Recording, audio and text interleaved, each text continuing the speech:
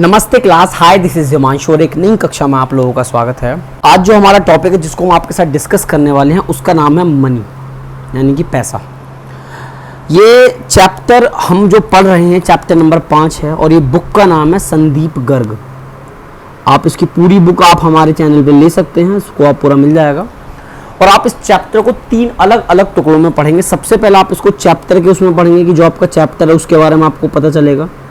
दूसरे चरण में आपको इसका जो पावर बूस्टर है, जिसको टीचर ये कह के छुड़वा देते हैं स्कूल में, कोचिंग्स में, कि this is not a point of examination, के एग्जाम में नहीं आएगा इत्यादि करके। और तीसरा है इसकी एक्सरसाइज, ठीक है। इन सभी के ऊपर आपको पूरी की पूरी डिटेल वीडियो हमारे इस चैनल पे मिल जाएगी। ओके, प्रॉपर हमारी संदीप गर्ग सर की बुक है और सेशन वही है 2022 से 2023, यानी कि करंट ईयर का सेशन है। तो कोई भी परेशानी यहाँ पे आमतौर पर आपको देखने के लिए नहीं मिलेगी। अब आप मेरी बात सुनो, हम सबसे पहले इसमें जानेंगे कि हमारे इसके लर्निंग ऑब्जेक्टिव्स क्या हैं।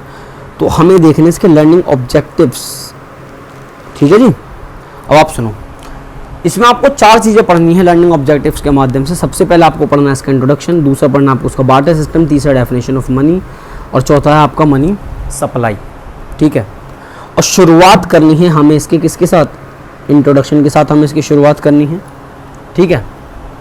अब आप आगे सुनो, वो ये कहता है कि money is the most important discovery of modern time. ये बात बिल्कुल सही है कि मनी मॉडर्न टाइम की सबसे मोस्ट इंपॉर्टेंट डिस्कवरी है। It is the foundation stone around which all the economic activities revolve. इसका कहने का मतलब ये है कि मनी एक ऐसी आधारशिला है, एक ऐसा बेस है जिसके चारों तरफ हमारी जितनी भी इकोनॉमिक एक्टिविटी हैं, जो पैसे से रिलेटेड एक्टिविटी हैं, जहाँ पे आप कमाने खाने की बात करते हो, इसी के इर्द गिर्द घूमती रहती हैं। It is very difficult to imagine the modern economic life without money. यानी कि ये बहुत, देखो आज के दिन आप मनी के बिना कुछ इमेजिन कर ही नहीं सकते, पॉसिबल ही नहीं है बॉस। एंड इसके लिए एक शब्द बहुत सिंपल सा है कि it is the basic necessities for all the economies. इसका मतलब ये है कि आज के युग में, आज के इस मॉडर्न टाइम में मनी के बिना आप किसी भी छोटी से छोटी चीज़ को पूरा नहीं कर सकते। ये बहुत ज़्यादा बेसिक ज़रूरत है अर्थव्यवस्था के अंदर हर इकोनॉमीज़ की, जो पैसे का इस्तेमाल करता है, जो लेन देन करता है उन लोगों के लिए। इसमें एक चीज़ और बताई गई है कि for various stage evaluation of money की, यानी कि जो आपकी मनी है वो किस तरीके से इवेल्युएट हुई। यानी कि मनी पहली बार तो कभी किसी चीज़ में आई होगी।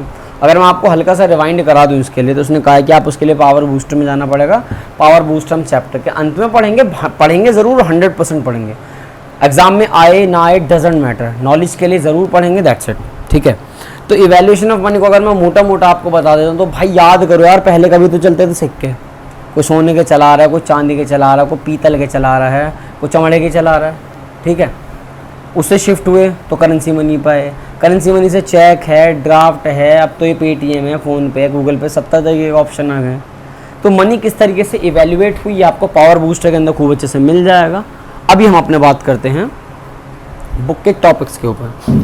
उसके बाद इंट्रोडक्शन तो बहुत ज़्यादा बेसिक है। इंट्रोडक्शन इतना इंपॉर्टेंट इसका नहीं रह जाता है कि वो एग्जाम में पूछे, लेकिन हाँ, ये जो बार्टर सिस्टम है ये वो वजह है जहाँ से आपको मनी के बारे में पढ़ने को मिलेगा। तो कहता है कि बिफोर मनी वाज इन्वेंटेड, जब मनी इन्वेंट हुई थी, उसका आविष्कार किया गया होगा, the primitive words trade was carried out according to the barter system of exchange. आप जो भी लेन देन करते थे, जो भी खरीदारी करते थे, जो भी व्यापार करते थे, वो बार्टर एक्सचेंज ऑफ सिस्टम को ध्यान में रख के की जाती थी। और अगर आप इसकी परिभाषा पढ़ते हैं तो ये कहता है कि in the beginning of civilisation, जब वो तो इन्वेंट हुई in the beginning of civilisation, जब हम मतलब इस योग्य हुए कि हाँ अब हमें चीज़ों को खरीदना है, बेचना, खाना पीना, तो जब हमारी सिविलाइजेशंस बनी तो human needs very simple and limitation. आज के हिसाब से नहीं है कि जी फ़ोन चाहिए यार, गाड़ी चाहिए, लड़की चाहिए, ठीक है, ऐशो आराम अय्याश पना चाहिए, पढ़ाई नहीं चाहिए बस, ठीक है, ऐसा नहीं है। पहले के टाइम पर लोग बहुत ज़्यादा सिंपल होते थे, उनकी ज़रूरतें बहुत कम और बहुत ही साधारण सी उनकी ज़रूरतें होती थी। तो कहता है कि पीपल क्या करते थे कि people used to exchange goods with each other to satisfy their wants, that's it. यही है आपकी कौन सी डेफिनेशन, ये क्या कहते हैं आपकी बार्टर सिस्टम की। इसका सिंपल सा मतलब है कि अगर आपको कोई सामान चाहिए तो बदले में आपको सामान देना पड़ेगा, इसीलिए इसको कहा जाता है C2C इकोनॉमी। C2C का मतलब है कि कमोडिटी के बदले में कमोडिटी। अगर मैं आपको अपनी बताऊं, मैं 26 साल का हूं, जब सन 2000 के अगर आसपास की मैं बात बताऊं तो जब हम गाँव में थे, ठीक है, तो हम लोगों को जैसे आइसक्रीम बेचने वाला आ रहा है तो हम लोग क्या करते थे भाई कि अपना गेहूँ लिए, कटोरी में भर के ले गए, तो हमने उसको गेहूँ लिए, गेहूँ दिए और बदले में उसने हमें क्या दे दी, आइसक्रीम। ये भी एक तरह का बार्टर सिस्टम ही हुआ ना भाई।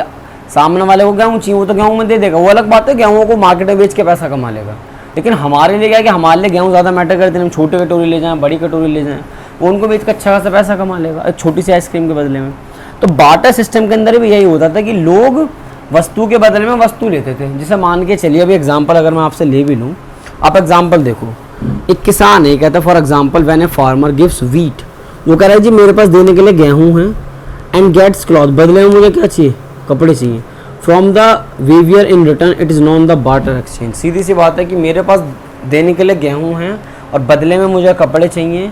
अगर ऐसा हो जाता है तो इसी को कहते हैं बार्टर एक्सचेंज सिस्टम। ओके इसमें एक बात कही जाती है कि barter system can work with their exist double coincidence of wants.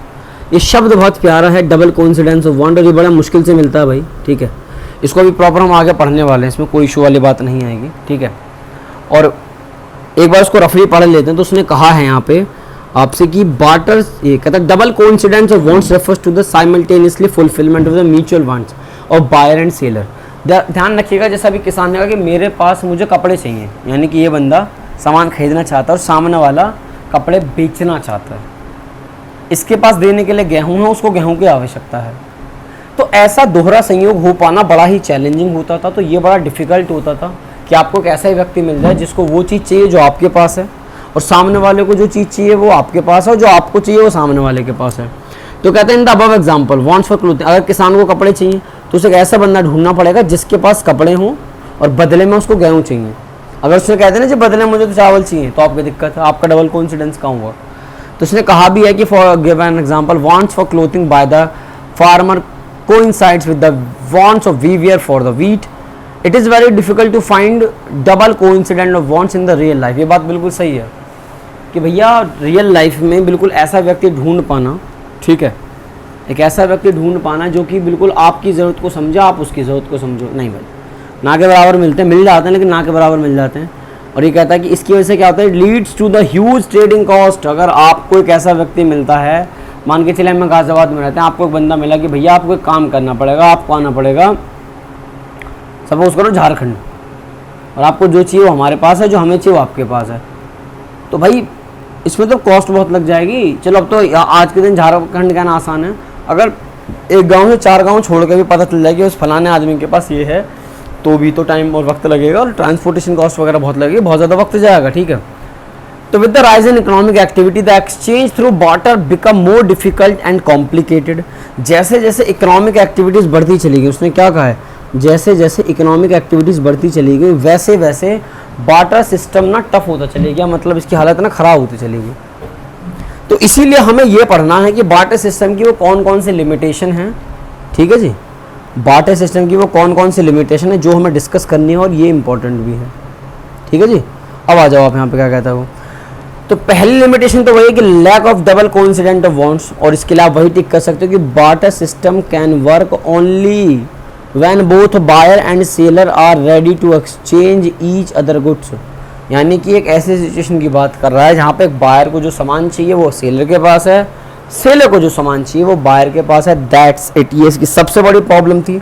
दूसरा lack of common measure of value, okay, ये शब्द लिखा हुआ है, ओके। सेकंड है lack of common measure of value, और ये शब्द लिखा हुआ है, ध्यान दीजिएगा, कॉमन मेजर ऑफ वैल्यू, यानी कि आप पता लगा पाना मुश्किल था। कहते हैं the barter system all commodities are not of equal value and there is no common measure या फिर unit of value of goods and services in which exchange ratio can be expressed, okay। तो भाई एक सीधी सी बात है कि यहाँ पे कहता है कि lack of common measure of value। मान के चले कि आज के दिन आप गेहूँ लेके जाते हैं, अब तो गेहूँ में वेराइटियाँ हैं, कोई कहता है जी शरबती गेहूँ है, एमपी का गेहूँ है, कोई कहता है यूपी का है, कोई कहता है हरियाणा का है, कोई कहता है पंजाब का, तो अलग अलग जगहें हैं, अलग अलग क्वालिटी है गेहूँ की। तो सबसे बड़ी प्रॉब्लम आपके साथ ये है इस lack of common measure of value के अंदर कि ये बात सच है कि हर कमोडिटी की वैल्यू इक्वल नहीं होती, ठीक है जी। अब चावल बिकने को तो 5 रुपये किलो वाले मिल जाएं और 100 रुपये किलो वाले मिल जाएं, तो प्रॉब्लम ये होती थी कि हर कमोडिटी की वैल्यू सेम नहीं है। तो उस टाइम पे दिक्कत आती थी कि भाई हम कितना सामान दें ताकि आप हमें बदले में सामान दे सको। मान के चलो किसी ने कहा कि मेरे पास ना गेहूँ है 100 किलो और मुझे बदले में घोड़ा चाहिए। अब भाई घोड़े की कीमत ना 100 किलो गेहूँ से कहीं ज़्यादा है, अब ऐसे तो है नहीं कि आधा घोड़ा काट कर दे दो कि जी 100 किलो गेहूं में कि आधा घोड़ा आ पाएगा, वो तो पॉसिबल हो नहीं सकता। तो दूसरी इसकी सबसे बड़ी प्रॉब्लम यही थी कि भाई आप यहाँ पे किसी भी चीज़ की जो कीमत है वो निर्धारित नहीं कर सकते थे, उसकी वैल्यू नहीं बता सकते थे। एग्जाम्पल पढ़ते हैं कि कहता है if A has wheat and B has rice, A के पास गेहूँ है, बी के पास चावल हैं, then it is difficult to decide how much wheat is needed to exchange with 1 kilogram of rice. ये बात बिल्कुल सच है कि 1 किलो चावल के बदले में आपको कितने गेहूँ दूँ, ये बात बता पाना थोड़ा मुश्किल है क्योंकि हमें उनकी कीमतें निर्धारित नहीं हैं। उसके बाद कहता है कि in the absence of common measure the exchange ratio is fixed randomly in which one partly generally suffered. ये बात बिल्कुल सही है, किसी एक बंदे को सेक्रीफाइस करना पड़ेगा। मेरे पास गेहूँ है, मुझे चावल चाहिए, तो भैया हो सकता है सेक्रीफाइस मैं ही करूँ क्योंकि मेरी ज़रूरत बहुत ज़्यादा है, या हो सकता है सेक्रीफाइस सामने वाला करे, तो डिपेंड करेगा। तीसरा आपका क्या है, तीसरा है सर आपका lack of standard deferred payment. आप इसको सीधी सी भाषा में जान जाओ, आप फ्यूचर में पेमेंट नहीं कर सकते, सिंपल सी बात ये है।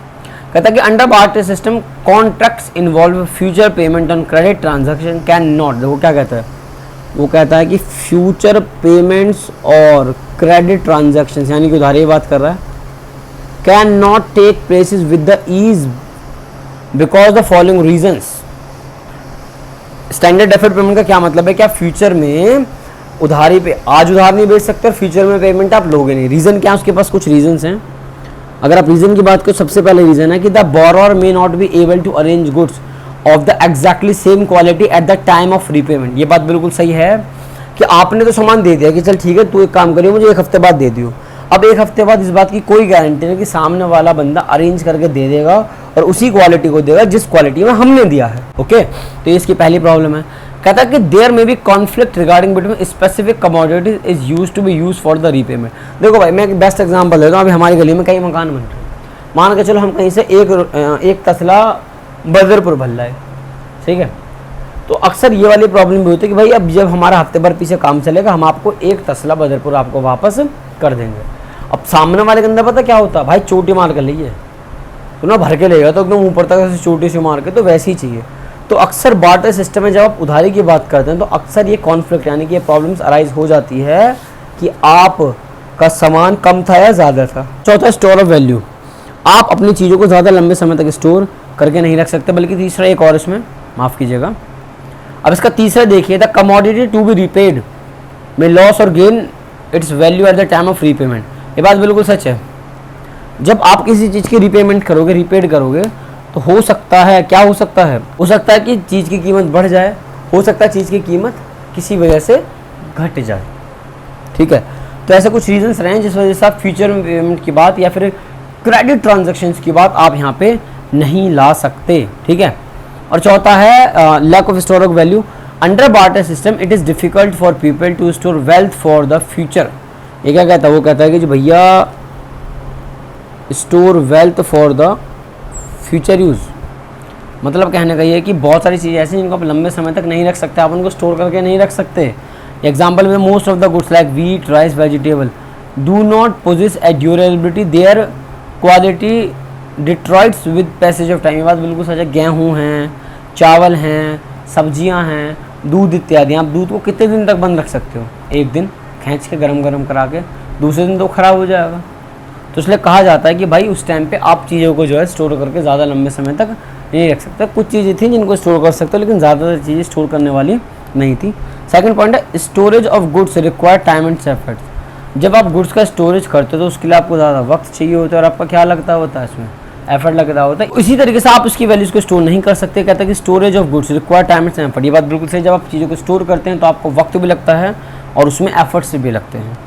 As a result goods can not be use to store the earning for a long period. आप लंबे समय तक चीज़ों को नहीं रख सकते, ठीक है, जो भी ऐसी जो कि बहुत कम समय के लिए चलती हैं। So many difficulties barter exchange could not continue for a long time. इतनी सारी प्रॉब्लम्स है कि आप पूरा संयोग हो पाना मुश्किल है, मतलब कि सामने वाले को जो चाहिए वो हमें चाहिए, ठीक है। आप फ्यूचर में पेमेंट नहीं ले सकते, उधार नहीं बेच सकते, आप क्या कहते हैं उसकी वैल्यू मेजर नहीं कर सकते, आप चीज़ों को लंबे समय तक स्टोर करके नहीं रख सकते। यदि आपको देखना तो आप अपने पैसे को एक लंबे समय तक स्टोर करके अपने बैंक अकाउंट के अंदर डाले रख सकते हो, तो तब जाके वाले प्रॉब्लम्स इसमें कहता है कि as a result it is replaced by the monetary exchange buying and selling of goods with the help of money. जब बार्टर सिस्टम प्रॉपर तरीके से फेल हो गया उसके बाद जाके मनी हमारी अर्थव्यवस्था के अंदर आया, ठीक है। फिर लिखा हुआ है कि एक नीचे और देखो कि for the money has overcome the drawbacks of barter system. जब मनी आया तो अब आपको देखना है इसकी डेफिनेशंस। मनी की कई अलग अलग डेफिनेशन हो सकती हैं, काफ़ी कुछ हो सकता है, लेकिन आप जिसको जितना सिंपल बना सकते हैं उतना सिंपल हम इसको बनाएंगे और कोशिश करेंगे कि हम इसको समझ सकें। मनी की कई अलग अलग डेफिनेशंस हैं, कोई लीगल है, कोई गवर्नमेंट के हिसाब से है, कई अलग अलग डेफिनेशंस हैं। बट करंटली बात करते हैं कि money has defined differently by different economist. ये कहता है कि money has been defined differently by different economist. ये बात बिल्कुल सही है कि जितने भी हमारे अर्थशास्त्र रहे हैं, जितने भी हमारे इकोनॉमिस्ट रहे हैं, हर किसी ने अपनी अलग अलग परिभाषा दी है और ये बिल्कुल जायज़ भी है।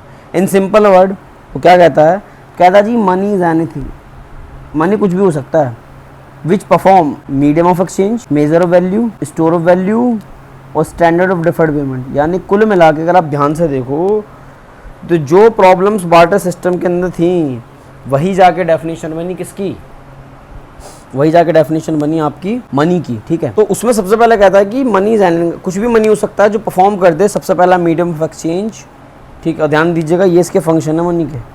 Which following the 4 main functions, आप किनको बात कर रहे हैं फिलहाल के लिए, भी फंक्शंस की बात यहाँ पे कर रहे हैं। कहता है कि money as a medium of exchange, measure that it can be measure of make payment for all the transaction goods and services. यानी कुल मिला के हर वो चीज़ मनी है जो आपकी चीज़ों को खरीदवा सके और बिकवा सके। ये पहली बात हुई।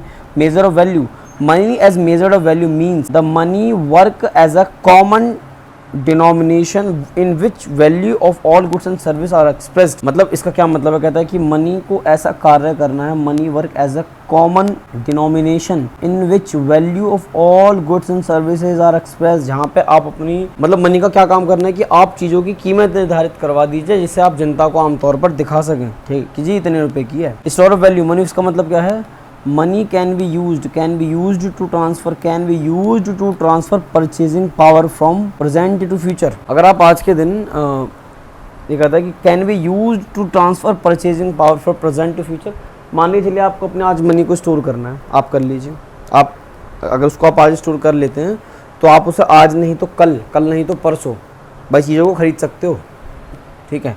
तो फ्यूचर में जो उसकी परचेजिंग पावर को शिफ्ट कर दे वो है स्टोर वैल्यू। और स्टैंडर्ड डेफर्ड में मनी एज स्टैंड का मतलब है कि means that money act as standard for payment which are to be made in future, ठीक है जी। एक ऐसी पेमेंट जिसको फ्यूचर में कर सकें वो है स्टैंडर्ड ऑफ डेफर्ड पेमेंट। बल्कि इसने साफ साफ कहा भी है, कहा ये है कि ये जो फंक्शन ऑफ मनी है इसको आप पावर बूस्टर के अंदर पढ़ेंगे एंड प्रॉमिस आप पढ़ेंगे इस चीज़ को, ठीक है जी। अब आ जाओ अगले उस पर। इसने कहा है कि after stating the main function money can be now defined as, इसको आप कैसे कह सकते हो, वही डेफिनेशन जो भी मैंने ऊपर बोल दी थी कि money is anything which is generally accepted. हर वो वस्तु मनी है, इसको आप लर्न कर सकते हैं फॉर 1 मार्क्स के लिए, ध्यान दीजिएगा। तो कहता है कि money is anything which is generally accepted as a medium of exchange, जो आपका लेन देन करा सके, एक मीडियम बन सके चीज़ों को एक्सचेंज करने का, खरीदने और बेचने का। मेजर ऑफ वैल्यू, जो आपकी वस्तुओं की कीमत निर्धारित कर सके जिससे आप सामने वाले को बता सको कितनी कीमत है। वैल्यू को स्टोर कर सके ताकि अगर आप आज नहीं तो कल फ्यूचर में उसको खरीदना चाहो तो खरीद सकते हो। और चौथा क्या है, and means for standard of deferred payment. मतलब क्या है इसका, means for stand for deferred payment का मतलब ये कि आप फ्यूचर में भी ट्रांजेक्शन्स कर सकते हैं। तो यहाँ पे कहता है कि द टर्म मनी, अब देखिए इसका आगे की बात करते हैं, the term money is use to cover all such things. यानी आप यहाँ पे जब आप मनी शब्द का इस्तेमाल करते हो तो आप उसमें कॉइन्स, करेंसी नोट्स, चेक इत्यादि सब की बात कर रहे होते हो, which are use to conduct business transaction and settlement of the business claims, ठीक है। अगर आपको कोई भी ट्रांजेक्शन है, कोई भी क्लेम्स इत्यादि करने हैं, उनकी पेमेंट करनी है, पैसा लेना है देना है, तो आप सिक्कों का, करेंसी नोट्स का, चेक्स का, किसी का भी इस्तेमाल इत्यादि चीज़ों का कर सकते हैं। इसका देखा हुआ है, it must be money can be commodity chosen by the common consent as an instrument of exchange of goods and services. बात सेम वही है, ठीक है, जो आपका मीडियम ऑफ एक्सचेंज का काम कराते हैं, कोई बात नहीं। अभी आपको इसका आगे पावर बूस्टर में क्या पढ़ना है, इसकी अलग अलग डेफिनेशन पढ़नी है। एक इसकी पढ़नी है फंक्शनल डेफिनेशन, ठीक है जी। फिर आपको उसकी पढ़नी है बेसिस ऑफ लिक्विडिटी पे, ठीक है, और एक पढ़नी है बेसिस ऑफ स्कोप पे। एंड इट्स ए प्रॉमिस, ये आपको सारा का सारा पावर बूस्टर के अंदर डिस्कस कराया जाएगा। लेकिन अभी आप फिलहाल के लिए अपनी इस वाले डेफिनेशन को लर्न बहुत आराम से कर सकते हैं, बल्कि अभी और डेफिनेशन इसमें आने वाली हैं। तो functional definition, basic of liquidity या बेसिस ऑफ स्कोप। अब आप उसको जाने दीजिए। अब हम बात करते हैं किसके ऊपर, अभी आप बात करिए लीगल डेफिनेशन ऑफ मनी को लेके। ठीक है, ये क्या कहता है कि चलिए जी लीगल डेफिनेशन, कानूनी तौर पर मनी क्या होता है उसके ऊपर बात करते हैं। ठीक है, तो उसका मतलब ये है सर कि कानूनी तौर पर मनी, इसका क्या मतलब है, ये कहता है कि according to this definition money is what, का मतलब ये है कि जिसको कानून ने मनी कह दिया वो भी मनी। ध्यान दीजिएगा, डेफिनेशन आप कोई भी लिखिए, ये सारे के सारे वैलिड है, टीचर काट नहीं सकते। So anything which the government declare as money is money. अगर हमारे भारत सरकार, हमारा कानूनी व्यवस्था किसी को डिफाइन कर देता है कि ये मनी है तो मतलब मनी है। जब नोटबंदी हुई थी, सही है, जब नोटबंदी हुई थी तो वो भी तो एक कानून ने कहा था कि जब से ये वाले नोट नहीं चलेंगे, अब से ये वाले नोट चलेंगे। ठीक है, और अगर आपको लगता है कि आपको याद है कि नोटबंदी कब हुई है तो आप कमेंट सेक्शन में इस चीज़ को लिख सकते हो कि कब नोटबंदी हुई है। ठीक है, on the basis of the legal recognisation money of two kinds, दो अलग अलग तरीके से हो सकता है। सबसे पहले आपका कौन सा, सबसे पहले आपका legal tender money. Money can be generally use to make payments of debts and other obligations in term of as legal tender money. Make payments of debts, अपने कर्जों की पेमेंट करने के लिए, और other obligation is termed as legal tender money. तो money, ये कहता है मेक पेमेंट्स ऑफ डेट्स और other obligation terms as legal tender money. ठीक है जी, अगर लीगली आप किसी चीज़ की पेमेंट करते हैं, अपने कर्जों की पेमेंट करते हैं या फिर किसी और अदर चीज़ों में अपने पैसे का इस्तेमाल करते हैं तो लीगल टेंडर मनी के तौर पे आ जाएगा। A creditor is obliged by the law to receive such money is payment debt due to him. जाने दीजिए, अब फिलहाल बात करते हैं लीगल टेंडर मनी का सेंस क्या है। आमतौर पर ये बात बिल्कुल सच है कि जब आप अपनी पेमेंट कर रहे होते हैं कर्जे चुकाने के लिए किसी और के लिए, तो वो लीगली काउंट होती है। लीगल टेंडर मनी के अंदर आप किन किन चीज़ों को लेते हैं, तो उसने कहता है कि प्रिफर्स दैट, सबसे पहले कहता है जी लिमिटेड, इसने शब्द का इस्तेमाल करा है, limited legal tender money. It refers to that form of legal tender money which can be paid in discharge to debt up a certain limit. इसका सिंपल से क्या मतलब है कि जब आप किसी चीज़ की पेमेंट करते हैं तो up to a certain limit, एक लिमिट तक पे कर सकते हैं। Beyond this limit a person may refuse to accept the payment and no legal action can take against him. तो लिमिटेड लीगल टेंडर वो मनी है जब आप इस लिमिटेड लीगल टेंडर मनी से सामने वाले को पेमेंट करते हो तो एक लिमिट तक कर सकते हो। अगर एक लिमिट के बाद सामने वाला उस पेमेंट को लेने से मना कर दे तो आप कुछ भी नहीं कर सकते, आप कोई भी कानूनी कार्रवाई नहीं कर सकते। ठीक है जी, कहता कि in India coins are limited legal tender money. बहुत सही, एक एग्जांपल दे दिए इन लोगों ने, coins are limited legal tender money. For example, as per coin act 2011, coin shall be legal tender in case of coin of any denomination not lower than 1 rupee for any sum not exceeds 1000। ठीक है जी, आप simple सी बात से याद रखो, अगर आपको ज़्यादा परेशान तो उसने कहता है कि 1 रुपये से कम नहीं होना चाहिए, for any sum not exceed 1000 से ज़्यादा नहीं होना चाहिए। अगर आप 1000 से ज़्यादा के सिक्के पकड़ा रहे किसी को तो भाई वो मना कर सकता है कि नहीं भाई हमें नहीं चाहिए, वो मजाक प्रैंक चल रहा है तो अलग बात है। फिर कहता है जी अनलिमिटेड, किसकी बात करता है वो, अनलिमिटेड लीगल टेंडर मनी। इसके अंदर आपके क्या क्या आता है, तो कहता है it refers that the form of legal tender money which can B, आप इसको कितने पे कर सकते हैं, इसमें कोई दिक्कत नहीं है। पेपर नोट्स और अनलिमिटेड लीगल टेंडर मनी, जो आपके पेपर नोट्स होते हैं वो क्या हैं, अनलिमिटेड लीगल टेंडर मनी है। ठीक है जी, साथ में एक बात और कही जाती है, अभी तो लीगल टेंडर मनी के ऊपर आता है कि लीगल में भी लिमिटेड है और अनलिमिटेड है। लिमिटेड में सिक्के हैं, अनलिमिटेड में पेपर कॉइन्स हैं।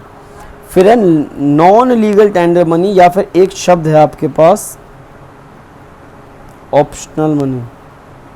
ठीक है जी, क्या शब्द आपके पास, ऑप्शनल मनी।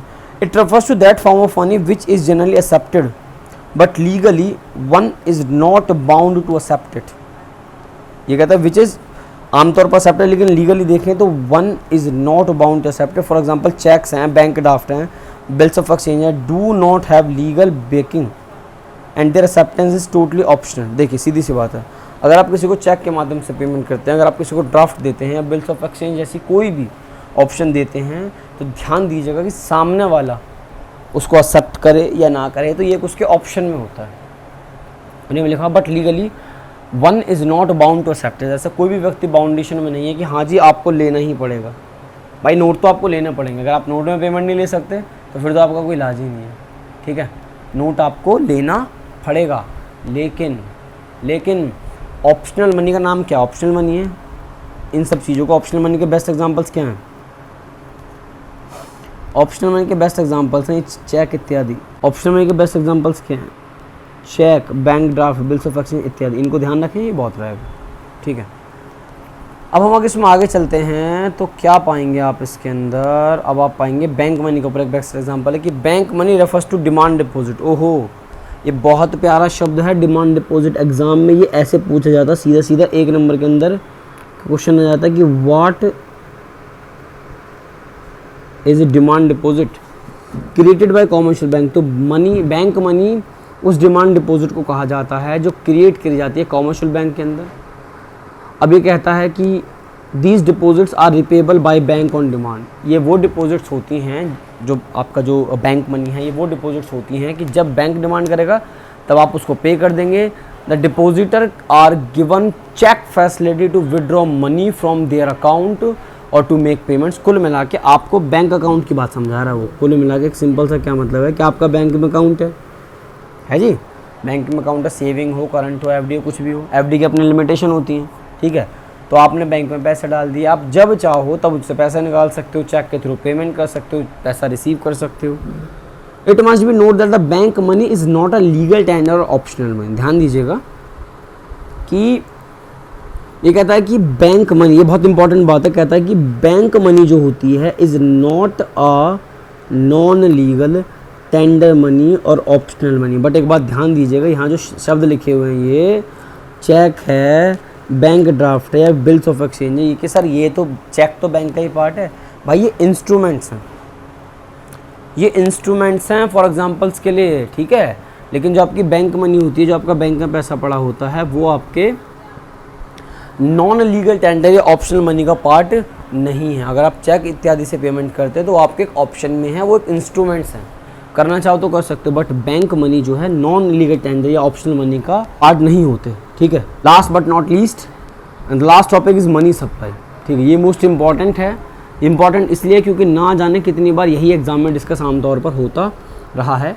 और अब हमें इसकी डेफिनेशन के ऊपर बात करनी है। तो कहता है कि money supply refers to total volume of money, ध्यान सुनना, total volume of money held by public at a particular point of time in an economy. इतने छोड़ दो, total volume of money held by public. तो question में एक तो दिमाग में आ गया पब्लिक कौन है, चलो ये समझ में आता है टोटल वॉल्यूम ऑफ मनी। और at a particular point of time का मतलब है, पर्टिकुलर पॉइंट ऑफ टाइम का मतलब है कि it is a stock concept. Stock concept circular flow of income के पहले चैप्टर के अंदर ये वाली बात बताई गई। जब ये पर्टिकुलर पॉइंट ऑफ जैसे शब्द का इस्तेमाल होता है तो उससे समझ में आएगा कि वो स्टॉक कंसेप्ट है। पब्लिक का क्या मतलब है वो समझते हैं। तो अब ध्यान दीजिएगा कि हमें सबसे पहले जानना है, जो भी डेफिनेशन पढ़ने के बाद इसके फीचर्स क्या हैं, ठीक है। It includes money held by public only. The term public, ये जो पब्लिक टर्म है ये किस चीज़ को सिग्निफिकेंस करता है? द मनी यूजिंग सेक्टर्स को। सिर्फ किसके लिए कहता है पब्लिक का? जो मनी यूज़ करते हैं। मनी क्रिएटर सेक्टर्स की बात वो नहीं कर रहा, जैसे कि कोई इंडिविजुअल पर्सन या फिर कोई बिजनेस फर्म इत्यादि। It does not including money creating sector like कि प्रोड्यूसर्स हैं, सप्लायर्स हैं मनी के, जैसे कि भारत सरकार है या फिर बैंक्स इत्यादि हैं। इनको आप यहाँ पे नहीं ले रहे हैं, है ना, गवर्नमेंट बैंक सिस्टम, ठीक है। As cash balance held by them do not came into the actual circulation in the country. तो सीधी सी बात है कि पब्लिक में यहाँ किसको लिया गया है? जो मनी यूजिंग सेक्टर्स होते हैं ना। पब्लिक का क्या मतलब है? जो मनी यूजिंग सेक्टर्स होते हैं उनको लिया गया है किसके अंदर? पब्लिक के अंदर। और दूसरा क्या लिखा गया? इस दूसरा लिखा हुआ कि it is a stock concept, क्योंकि इसे at a particular point of time पे मेजर करते हैं, एक फिक्स टाइम पे इसको मेजर यहाँ पे कर पाते हैं। तो कुल मिला के मनी सप्लाई की जो डेफिनेशन है वो ये है कि हमारी जो पब्लिक है, जो मनी यूजिंग सेक्टर्स हैं, उन्होंने एक पर्टिकुलर पॉइंट ऑफ टाइम पे कितना पैसा मतलब होल्ड करके रखा हुआ है अपने हाथों में, जिसको वो खर्च करते हैं मार्केट के अंदर, वो है आपकी मनी सप्लाई, ठीक है जी। अब बात करते हैं इसके कंपोनेंट्स के ऊपर। कंपोनेंट्स ही ज़रूरी हैं इसके। अब कंपोनेंट्स क्या क्या हैं उसको जानते हैं। वे कंपोनेंट्स का कहना ये है कि currency with public, it consist of paper notes and coins held by public. Currency with public का मतलब है कि आम जनता के हाथ में क्या है? पेपर नोट और coins held by the public. Public कौन से है? जो मनी यूजिंग सेक्टर हैं। It is the most liquid of all assets and ये क्या कहता है? It's most liquid. ये बात भी ध्यान दीजिएगा, क्योंकि इसके बाद तो सीधा वो खर्ची हो ना। It the most liquid of all the assets and include coins for denomination आपके पास 10 का सिक्का है, 5 का है, 2 का है, 1 है, बल्कि अब तो ये चीज़ें बढ़ती हो जा रही हैं। एंड पेपर नोट्स में आपका 2000 है, 500 है, 200 है, 100 है, 50 है, 20 है, 10 है इत्यादि। ठीक है, तो एक बात तो ध्यान रखिए, जो करेंसी मनी है इसको आप फिएट मनी के नाम से भी जानते हैं। तो कभी कभी क्वेश्चन इसी बात पे बन जाता है कि करेंसी मनी को और किस नाम से जानते हैं, तो इसका जवाब है fiat money. Fiat money is defined as the money which is under the fiat or ordered by the government to act as a money. यहाँ पर फिएट का मतलब क्या होता है? फिएट का मतलब होता है आपका ऑर्डर देना। फिएट का मतलब होता है आपका ऑर्डर देना। तो मनी जो मतलब जो कहता है कि फिएट मनी क्या है, तो फिएट मनी वो है कि जब आपकी भारत सरकार ये ऑर्डर दे देती है या उसके अंडर में आ जाता है कि अंडर द फिएट या under the order from the government to act as a money. ठीक है, मतलब कुल मिला के जब नोटबंदी हुई थी, डिमोनेटाइजेशन हुआ था, उस टाइम पे तो गवर्नमेंट ने ऑर्डर ही दिया था, तो एक तरीके से वो क्या बनी थी हमारी? फिएट मनी बनी थी। तो कहता है it is also the term is the legal tender money. इसको आप ध्यान दीजिएगा, अभी हमने पहले पढ़ा था, यहाँ पे ये पढ़ा था हमने, इसमें जो फिलहाल तो ये पढ़ा था कि अनलिमिटेड लीगल टेंडर मनी के अंदर आपके पेपर नोट्स इत्यादि आ जाते हैं और आपके कॉइन्स किसके अंदर आ जाते हैं? लिमिटेड वाले के अंदर। तो कहता है कि it is also term is the legal tender money, it can be legal use to make payments for the all debt. तो ध्यान रखिए, लीगल टेंडर मनी में कौन सा वाला था? अनलिमिटेड वाला था। कहता है कि सेकंड आपका डिमांड डिपॉजिट्स विद बैंक। तो ध्यान दीजिए, क्वेश्चन यही डिमांड डिपॉजिट क्या है? It refers to demand deposit, या फिर आप उसको बैंक मनी कह सकते हैं, of public with the commercial banks. Demand deposit, अब ध्यान रखिएगा कि ये डेफिनेशन आपको याद करनी ही करनी है। Demand deposits are the deposit, उन डिपॉजिट्स को डिमांड डिपॉजिट कहा जाता है which can be encashed by issuing a cheque at any time by the account holder. एक अकाउंट होल्डर ने जब उसका मन करा चेक इशू कर दिया और उससे पेमेंट आमतौर पर कर दी। तो कुल मिला के डिमांड डिपॉजिट या बैंक मनी आप उसको कहते हैं, उन डिपॉजिट्स को कहते हो जहाँ पे एक अकाउंट होल्डर जिसका अकाउंट है बैंक के अंदर, वो एक चेक इशू करेगा और उस पैसे को जो बैंक के अंदर पड़ा हुआ है कैश में कन्वर्ट कर देगा। इस डेफिनेशन को पढ़े ज़रूर, ठीक है। A demand deposit is treated as equal to currency held as it is the readily accepted as a means of payment. ये बात बिल्कुल सही है कि जब डिमांड डिपॉजिट को बिल्कुल करेंसी की तरह ट्रीट किया जाता है, अब सामने वाला ले ना ले वो तो उसके एक ऑप्शन में, अगर आप किसी को चेक काट के देते हैं या फिर आप किसी को डिमांड ड्राफ्ट बना के देते हैं तो सामने वाला ले ना ले वो एक ऑप्शन में आती है, बट स्टिल आप उसको पेमेंट की तरह इस्तेमाल यहाँ पे बैंक से निकाल के दे दो, क्या प्रॉब्लम है? ओके, ये कहता है कि only net demand deposits are include. Demand deposit अभी हम पढ़ रहे हैं, उसके डेफिनेशन पढ़ रहे हैं, जिसको आप इन कैश कर सकते हो जब एक अकाउंट होल्डर चेक से पेमेंट कर देता है। लेकिन इसकी भी क्या शर्त है? ओनली नेट डिमांड डिपॉजिट्स को ही यहाँ पे इंक्लूड किया जाता है। It must be note that demand deposits are taken on net basis, यानी कि इसमें इंटर बैंक डिपॉजिट्स को इंक्लूड नहीं करते। कहने का मतलब ये है कि जब आम जनता का पैसा बैंकों में होता है तो वो तो डिमांड डिपॉजिट के अंदर आता है, लेकिन वो हो जाता है नेट में, क्योंकि ऐसा भी होता है ना कि बैंक आपस में भी, दो अलग अलग बैंक आपस में ट्रांजैक्शन कर रहे हैं।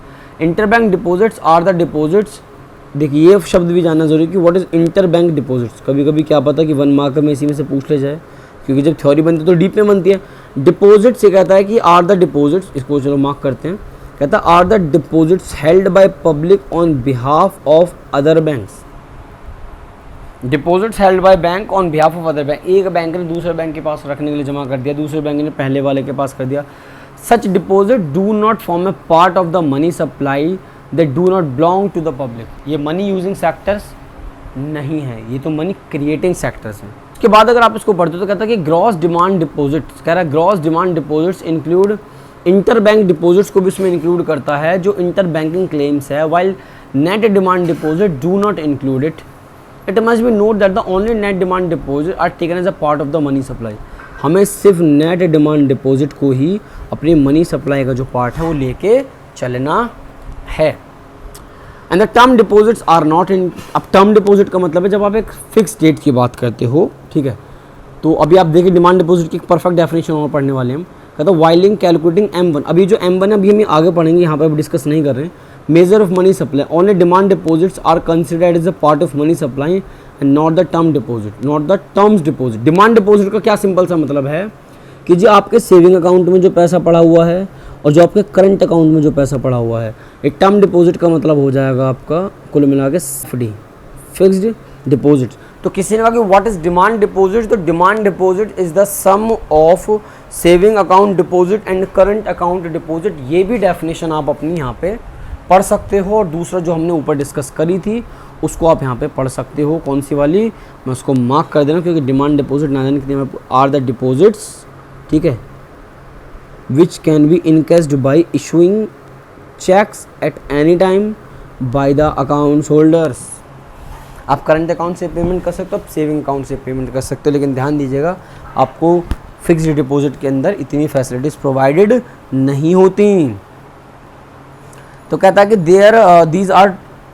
These two components of money supplies on transactions money, ठीक है। ये कहता है कि द टू कंपोनेंट जो हमारे दे रखे हैं, देखिए हम कंपोनेंट्स से बात कर रहे हैं, कौन कौन से आपके, करेंसी विद पब्लिक और दूसरा आपका डिमांड डिपॉजिट्स विद बैंक। तो उसने कहा है कि इनको आप ट्रांजैक्शंस मनी के नाम से भी जानते हैं, ये बात भी ध्यान रखिएगा। तो कहता है कि व्हाट इज ट्रांजैक्शंस मनी, तो जो करेंसी विद पब्लिक है या फिर जो आपका डिमांड डिपॉजिट विद बैंक्स हैं, इनको अगर जोड़ दें तो आपको क्या बन जाता है, ट्रांजैक्शंस मनी यहाँ पे आमतौर पर बन जाता है। अब हमें बात करनी है कि आप मनी सप्लाई को मेज़र किस तरीके से करते हैं। अभी तो आपने कंपोनेंट्स पढ़े, उससे पहले फीचर्स पढ़े थे, उसको मेज़र कैसे करता है। तो ये कहता है कि till 1967-68 reserve bank of India used only the narrow major of money supply. 1967 से 1968 में आरबीआई सिर्फ क्या करता था, नैरो मनी को ही मनी सप्लाई में जोड़ता था। बट 1977 के बाद 4 alternative measure of money supply M1, M2, M3, M4 have been involved since 1977। ये हो गया जाए। तो अब हमें डिस्कस करना है कि व्हाट इज़ M1, ठीक है जी, व्हाट इज़ M1। तो इसको देखते हैं क्या है। ये कहता है it is the first and the basic major of money supply, यानी कि आप M1 के माध्यम से भी अपनी मनी सप्लाई को मेज़र कर सकते हैं। पहले आप क्या करते थे, बहुत ही छोटा तरीका नैरो मेज़र करते थे मनी सप्लाई को कैलकुलेट करने के लिए। अब मनी सप्लाई क्या इज़ द मोस्ट लिक्विड, इसके लिए एक शब्द इस्तेमाल किया जाता है कि M1 is the most liquid measure of money supply as all the components are easily use to the medium of exchange. आप इनका सीधा सीधा इस्तेमाल कर सकते हो, किसके लिए, फॉर एक्सचेंज के लिए। M1 किन चीज़ों को मिला के बना हुआ, तो कहता है कि currency and coins with public, यानी कि करेंसी जो कि आपकी पेपर नोट्स वगैरह हो सकते हैं, जो कि आपके अनलिमिटेड लीगल टेंडर मनी का एक पार्ट हैं, और कॉइन्स जो कि आपके लिमिटेड लीगल टेंडर मनी का पार्ट है, वो पब्लिक के हाथ में होना चाहिए। पब्लिक का यहाँ पे क्या मतलब है, जो मनी यूजिंग सेक्टर्स हैं, क्रिएटिंग सेक्टर्स की बात नहीं होती है। Demand deposit of commercial banks, demand deposit का क्या मतलब होता है कि जो आपके सेविंग अकाउंट में और जो आपके करंट अकाउंट में पैसा पड़ा हुआ है, जिसको आप जब चाहो एज अ पेमेंट इस्तेमाल कर सकते हो, उसको इन कैश में कन्वर्ट कर सकते हो। और उसके बाद लिखा हुआ है अदर डिपॉजिट्स विद आरबीआई, ये सिर्फ आपको ध्यान रखना है, रटना वटना कुछ नहीं है।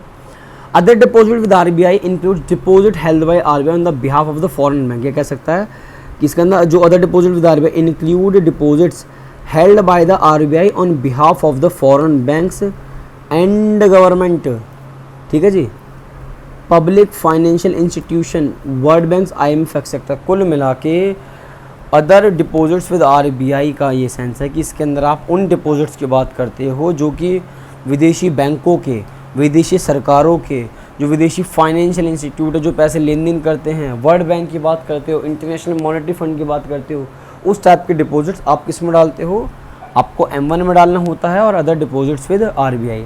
However, it does not include deposit in the Indian government and commercial bank with RBI.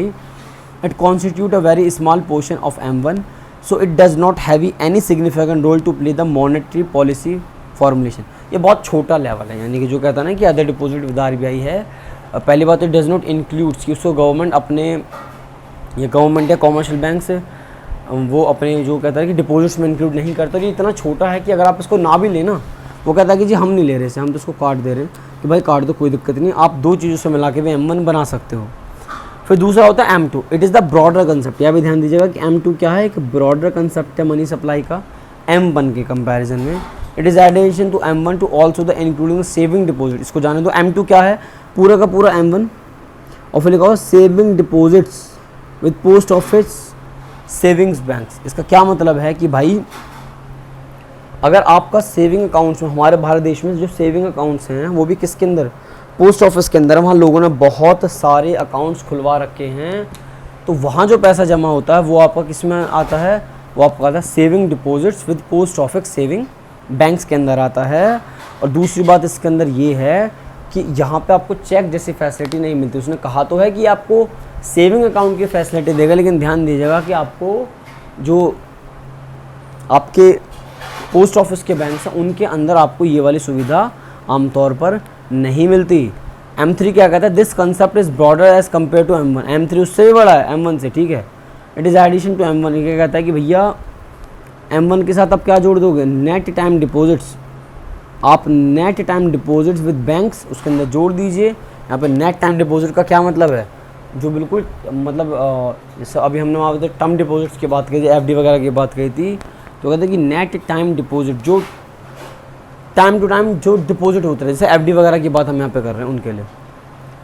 चौथा है M4, this measure includes total deposits with post office saving bank. जाने दीजिए इस डेफिनेशन को, जाने दीजिए। ये कहता है कि M3 के अंदर क्या है, M3 पूरा आ रहा है, M3 के अंदर क्या है, M1 पूरा आ रहा है, और net time deposit with bank आ रहे हैं। M1 के अंदर है हमारी currency and coins with public, demand deposit of commercial bank, और तीसरा क्या other deposit with RBI। M2 के अंदर क्या था, M1 था, और जो पोस्ट ऑफिस के अंदर जो सेविंग अकाउंट है उसमें जो पैसा जमा है वो है। M4 में क्या, M3 plus total deposit with post office saving banks. ओहो, ऊपर क्या था, saving deposits with the post office saving, वहाँ पे सिर्फ सेविंग डिपॉजिट्स की बात हो रही थी, और यहाँ पे किसकी बात कर रहा है, टोटल डिपॉजिट। पोस्ट ऑफिस के अंदर जितनी भी टोटल डिपॉजिट्स आती हैं एक्सक्लूडिंग नेशनल सेविंग सर्टिफिकेट्स, ठीक है। ये क्या होता है, ये वैसे कोर्स के माध्यम से नहीं, बट इससे जिस तरीके से आपका FD होता है, फिक्स्ड डिपॉजिट होता है, इसी तरीके से भारत सरकार ने अपने पोस्ट ऑफिस के अंदर भी NSC यानी कि नेशनल सेविंग सर्टिफिकेट्स का इस्तेमाल यहाँ पे कर रखा है, ठीक है। तो ध्यान दीजिएगा कि आप इसको ध्यान रखेंगे कि आप किस तरीके से मनी सप्लाई को मेज़र करते हैं। ये कहता है the 4 major of money supply represent different degree of liquidity with M1 being the most liquid. ये क्या कहता है कि M1 क्या है आपका सबसे मोस्ट लिक्विड है, और M4 क्या है आपका सबसे कम लिक्विड फेस में, यानी कि सबसे बाद में कन्वर्ट होगा। M3 is widely use as the measure of money supply. It is also known as the aggregate monetary resources of the society. M3 को aggregate monetary resources of the society भी कहा जाता है। M1 M2 are generally known as the narrow money supply. M1 और M2 अगर हम मिला दें तो क्या बन जाता है आपका, नैरो मनी सप्लाई बन जाता है। और M3 और M4 को क्या कहा जाता है, ब्रॉड मनी सप्लाई कंसेप्ट कहा जाता है, ठीक है। और reserve bank of India release data on money supply in India. Money कितनी सप्लाई हो रही है इंडिया में, इसका पूरा का पूरा डाटा कौन रिवील करता है, खुद रिजर्व बैंक ऑफ इंडिया। तो ये हुआ भी अभी तक यहाँ पे आपका। उसके बाद आप यहाँ पे आ जाओ द लास्ट पॉइंट कि what is high powered money. तो कहता है high powered money is money produced by the RBI and government. ये कौन प्रोड्यूस करता है, produced by the reserve bank of India and the government. It consist of the 2 things, currency held with public जो आम जनता के हाथ में cash है, और cash reserves with the bank. बस 2 चीज़ों को मिला के बनता है। यहाँ पे cash reserve with the bank का मतलब ये होता है कि जब आप अपना आम पैसा बैंक में जमा करते हो तो उसका कुछ परसेंट पैसा बैंक अपने पास रख लेता है और कुछ परसेंट पैसा RBI के पास। तो फ्यूचर में आप पढ़ोगे, एक शब्द होगा SLR और एक होगा CRR, एक होगा कैश रिजर्व रेशो, एक होगा स्टैट्यूटरी लिक्विडिटी रेशो। इस तरीके से है ये। तब money versus high powered money. अगर आप मनी में देखो तो अभी तक आपने देखा हाई पावर्ड मनी के अंदर बस 2 चीज़ें हैं कि जो कि कैश रिजर्व बना हुआ है बैंक्स के पास वो, और दूसरा ये जो करेंसी है किसके पास, currency held by the public, उन चीज़ों की वो बात कर रहा है। तो money consist of currency and demand deposits. Money किस चीज़ को कंसिस्ट करता है, करेंसी को एंड द डिमांड डिपॉजिट्स को जो बैंकों में जमा है। और high powered money consist of currency and cash reserve with the bank, that's it. It means currency held by public is the common, दोनों के अंदर आता है। द ओनली डिफरेंशिएट, मनी के अंदर क्या आ जाएगा, डिमांड डिपॉजिट आ जाएगा मनी के अंदर, और यहाँ पे जो हाई पावर्ड मनी के अंदर क्या आ जाएगा, जो आपका cash reserve with the bank है। यानी कि बैंक वो पैसा जो उन्हें हमेशा अपने पास रिजर्व के तौर पर रखना पड़ता है, ताकि यदि कभी कोई कस्टमर आपसे बैंक में पैसा मांगने आ जाए तो बैंक उसके लिए मना उसको ना करे कि भाई हमारे पास पैसा भी नहीं है, बाद में आना। H is high powered money compare to M because cash reserve part of H serve at the actual basis of the generation of demand deposit. कोई बात नहीं, इसका कोई इशू नहीं है। तो एक सिंपल सा डिफरेंस आप समझ लीजिए कि हाई पावर्ड मनी के अंदर जो करेंसी है वो, और जो कैश रिजर्व रेशियोज़ हैं वो, यानी जो कैश रिजर्व्स बैंकों के पास पड़े हैं वो, बाकी मनी के अंदर डिमांड डिपॉजिट्स है, कैश है, करेंसी इत्यादि सब कुछ है। तो दिस इज इट, ये आपके चैप्टर के अंदर डन होता है। ये आपकी समरी वगैरह दे रखी है, इसके बाद अपने क्वेश्चंस वगैरह होंगे, हम उनको यहाँ पे डिस्कस करेंगे। And money is done, this is it, thank you so much.